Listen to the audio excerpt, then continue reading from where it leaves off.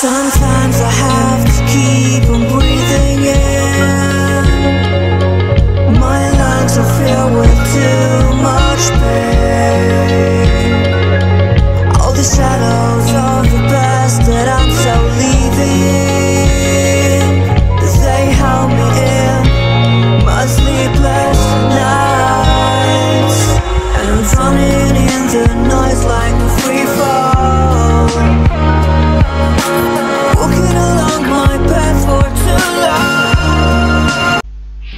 Halo, assalamualaikum warahmatullahi wabarakatuh. Selamat pagi, selamat siang, dan selamat malam, dan selamat kita semua masuk dalam tahun baru 2021.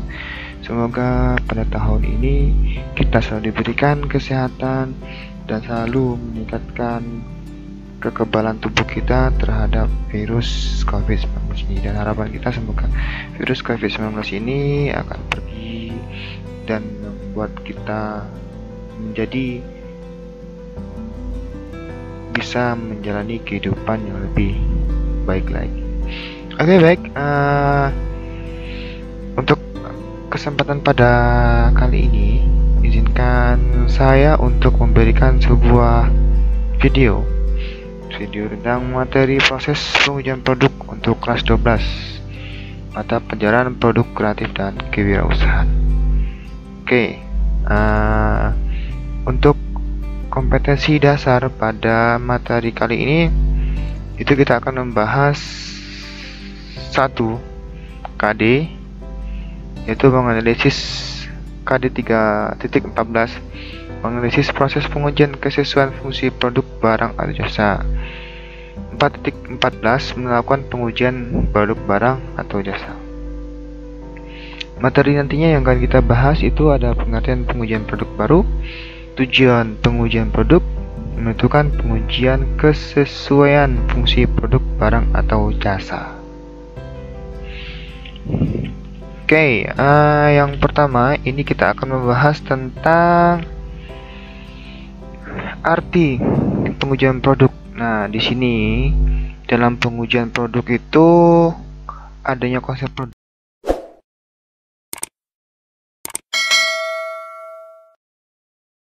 yang mana kegiatan merupakan salah satu tahap dalam pengembangan produk baru. Nah, dalam sebuah produksi itu kita sebelum diproduksi ataupun dipasarkan, produk baru ini terlebih dahulu diuji ya, untuk mendapatkan umpan balik dari kelompok konsumen yang menjadi sasaran.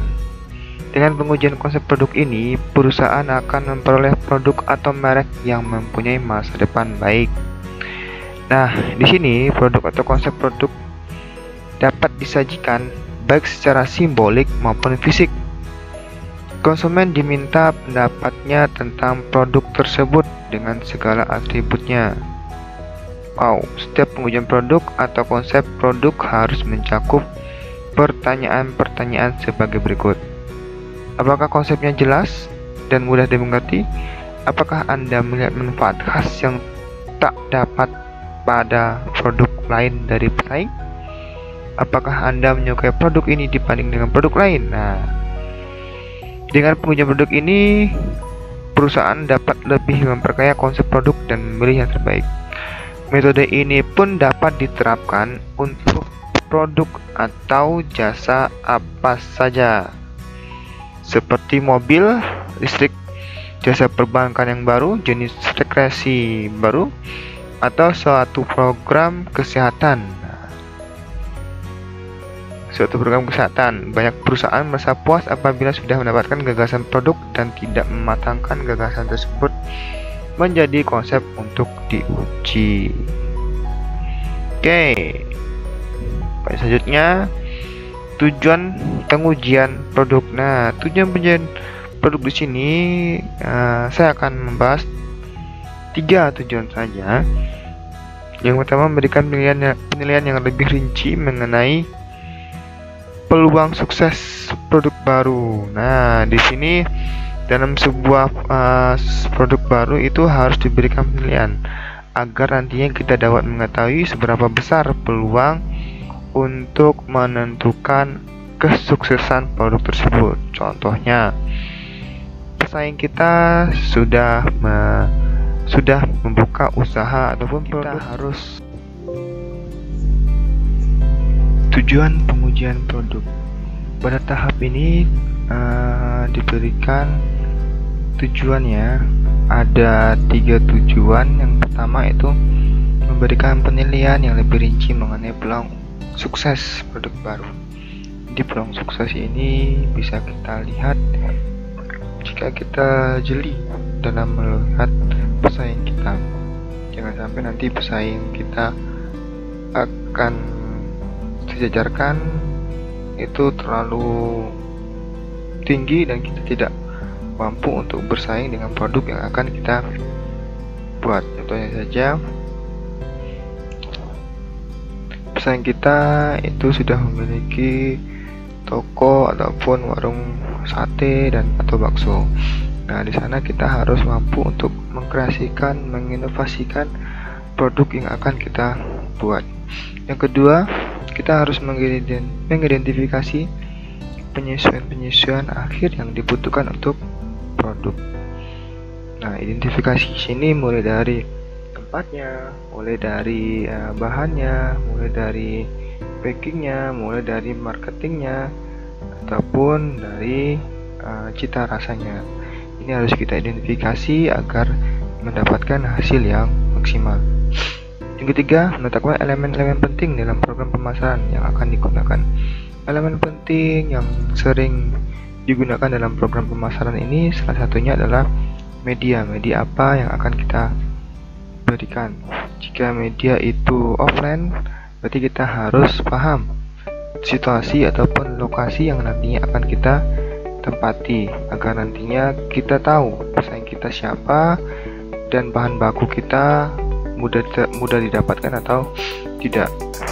Ataupun jika online nantinya kita bisa memanfaatkan era digitalisasi ini, bisa memanfaatkan sosial media, e-commerce ataupun marketplace nantinya.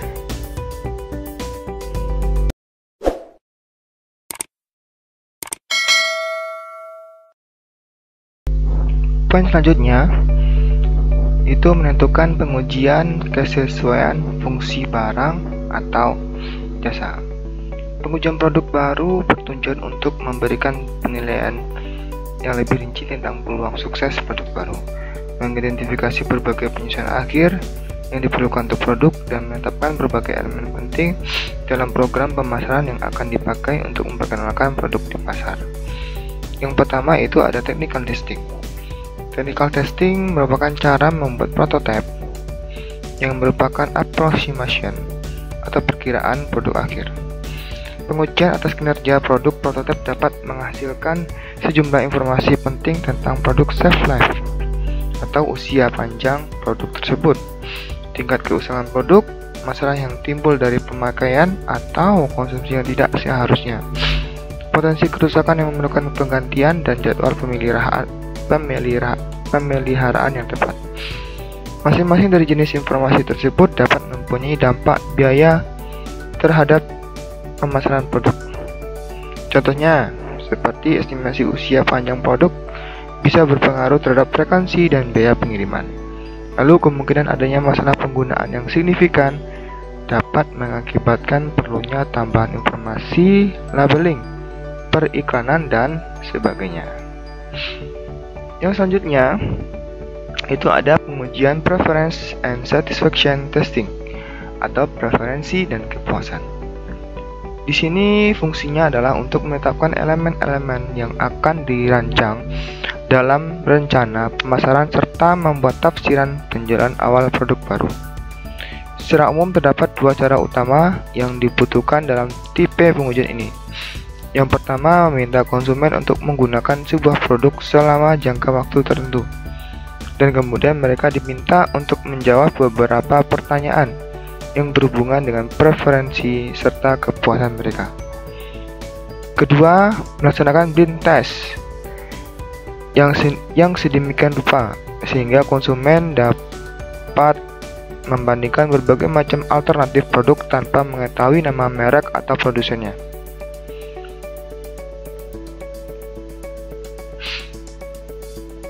Pada dasarnya, pengujian preferensi dan kepuasan akan memberikan sejumlah manfaat pokok, antara lain sebagai berikut. Ya.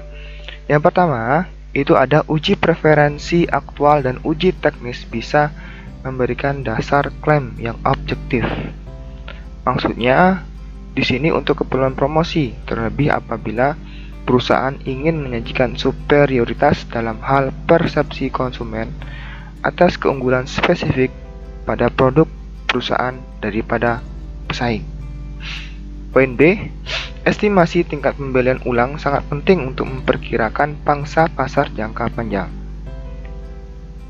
Oleh karena itu, hasil yang kurang bagus pada uji ini dapat berakibat pada pembatalan peluncuran produk ataupun perancangan ulang produk baru.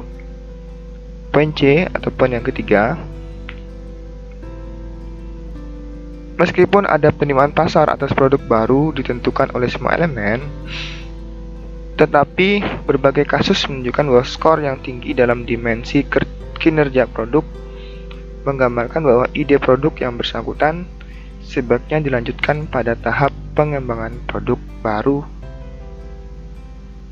Yang keempat atau poin D, uji preferensi pada umumnya dapat memberikan signal awal. Signal awal ini diberikan terhadap kemungkinan terjadinya kanibalasi produk.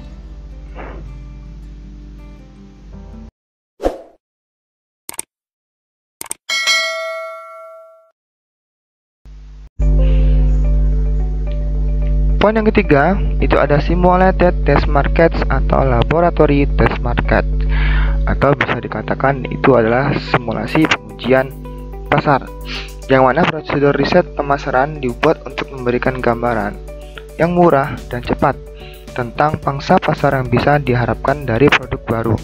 Beberapa model yang dapat dipakai antara lain basis, dissection, asesor, dan litmus. Poin keempat itu ada test market atau pengujian pasar. Pada perusahaan akan menawarkan sebuah produk untuk dijual di wilayah pasar terbatas yang sebisa mungkin dapat mewakili keseluruhan pasar di mana sebuah produk nantinya akan dijual. Secara prinsip nih, terdapat perbedaan yang signifikan antara metode pengujian pasar untuk produk konsumen dan produk bisnis industrial. Dalam pengujian produk konsumen, perusahaan akan berusaha mengestimasi 4 variabel nih. 4 variabel untuk mengestimasi perusahaan dalam pengujian produk konsumen. Yang pertama itu ada produk trial atau percobaan produk. Yang kedua, first debut, pengulangan pembelian pertama. Yang ketiga, adopsi produk serta frekuensi pembelian. Tentunya, perusahaan menginginkan bahwa semua variabel-variabel tersebut menunjukkan tingkat yang tinggi. Metode pokok untuk menguji pasar produk konsumen bisa dibagi atau bisa diberikan 4 metode. Yang pertama itu ada sales of research. Dalam metode ini, konsumen yang pada awalnya mencoba sebuah produk secara gratis ditawarkan lagi produk tersebut atau produk pesaing dengan harga yang lebih murah. Kemudian perusahaan akan memperhatikan beberapa kali konsumen memilih produk perusahaan serta tingkat kepuasan mereka. Metode ini juga mencakup usaha untuk mempresentasikan pada konsumen satu ataupun beberapa konsep iklan dalam bentuk kasar untuk mengamati dampaknya terhadap pembelian ulang. Yang kedua, itu ada simulated test marketing. Nah, metode ini memerlukan 30-40 pembeli yang qualified di pusat pertokoan ataupun tempat lainnya. Perusahaan akan menanyakan beberapa hal kepada mereka berhubungan dengan awareness dan preference mereka terhadap berbagai merek pada jenis produk tertentu. Mereka bisa saja diundang untuk menyaksikan iklan singkat, termasuk dalamnya yang sudah terkenal ataupun yang masih baru. Lalu dalam penayangan iklan tersebut disisipkan iklan produk baru. Kemudian konsumen akan diberi sejumlah uang, lalu diminta untuk datang ke sebuah toko khusus di mana mereka bisa membelanjakan uang yang sudah diberikan tersebut sesuai kebutuhan. Perusahaan di sini mengamati dan memperhatikan jumlah konsumen yang membeli merek baru dan merek pesaing. Data ini akan memberikan gambaran tentang efektivitas iklan atas iklan pesaing. Konsumen lalu diminta mengutarakan alasan-alasan mereka membeli ataupun tidak membeli. Lalu kemudian beberapa minggu setelah itu mereka akan diwawancarai melalui telepon untuk menentukan sikap mereka atas produk tersebut, kepuasannya, penggunaannya, dan minatnya untuk membeli kembali. Dan ditawari untuk membeli kembali produk yang bersangkutan. Yang C atau yang ketiga itu controlled test marketing. Metode ini memungkinkan perusahaan untuk menguji pengaruh faktor dalam toko dan iklan terbatas pada perilaku pembelian konsumen tanpa harus melibatkan konsumen itu sendiri secara langsung. Sampel konsumen akan diwawancarai untuk mendapatkan kesan mereka terhadap produk yang bersangkutan. Perusahaan tidak harus memberikan potongan penjualan, memakai wiraniaga mereka sendiri atau membeli jaringan distribusi. Tetapi metode ini tidak dapat memberikan informasi tentang cara membujuk distributor agar mau menjual produk baru perusahaan. Yang terakhir itu adalah test market. Test market ataupun uji pasar adalah cara utama dalam menguji sebuah produk baru dalam situasi yang sama dengan yang nantinya akan dihadapi dalam peluncuran produk yang bersangkutan. Perusahaan umumnya akan bekerja sama dengan perusahaan riset dalam menentukan kota di mana wiraniaga perusahaan akan mencoba membujuk para distributor agar bersedia untuk menjual produk perusahaan. Perusahaan melakukan promosi dan periklanan sama dengan yang akan dilaksanakan dalam pemasaran secara nasional. Biaya yang nantinya dibutuhkan tergantung pada jumlah kota, lama pengujian, serta jumlah data yang diinginkan perusahaan.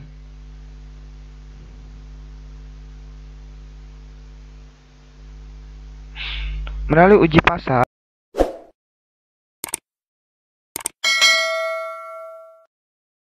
akan didapatkan beberapa manfaat. Yang pertama itu ada memberikan prediksi yang dapat diandalkan tentang penjualan di masa yang akan datang. Otomatis di sini kita akan tahu bagaimana sih sebuah produk itu yang ke depan apakah dia laku atau tidak, apakah dia butuhkan konsumen atau tidak. Yang kedua itu pengujian awal terhadap rencana pemasaran. Di sini akan diuji apakah pemasaran yang akan digunakan itu berpengaruh terhadap penjualan produk ini. Yang ketiga, mengetahui kekurangan produk. Yang keempat, mendapat gambaran berbagai masalah potensial dalam jaringan distribusi. Salah satunya mungkin adanya cuaca ataupun adanya tempat distribusi yang akan ditentukan. Terakhir, mendapat pengalaman lebih baik mengenai perilaku berbagai segmen pasar. Segmen pasar A, misalkan pelajar. Pasar pelajar ini untuk HP pada saat pandemi ataupun sebelum pandemi itu banyak pengaruhnya ataupun banyak perbedaannya. Lebih gencar itu rata-rata di masa pandemi. Sementara produk bisnis juga mendapatkan manfaat dari uji pasar, di mana pengujiannya bervariasi tergantung dari jenis barangnya. Barang industri yang mahal dan memakai teknologi baru pada umumnya menjalani pengujian alfa dan beta. Pengujian alfa ialah pengujian produk dengan tujuan mengukur serta meningkatkan kinerja, rancangan, keandalan, dan biaya operasi produk. Apabila hasil pengujian alfa baik, maka perusahaan akan melanjutkan dengan melakukan pengujian beta dengan mengundang para konsumen potensial agar dapat melaksanakan pengujian secara rahasia di tempat mereka sendiri. Sekian, terima kasih atas perhatiannya. Mohon maaf jika ada dalam penyampaian ada kata-kata yang tidak pas. Jangan lupa untuk memberikan subscribe comment, like, and share. Sekian dari saya. Assalamualaikum warahmatullahi wabarakatuh.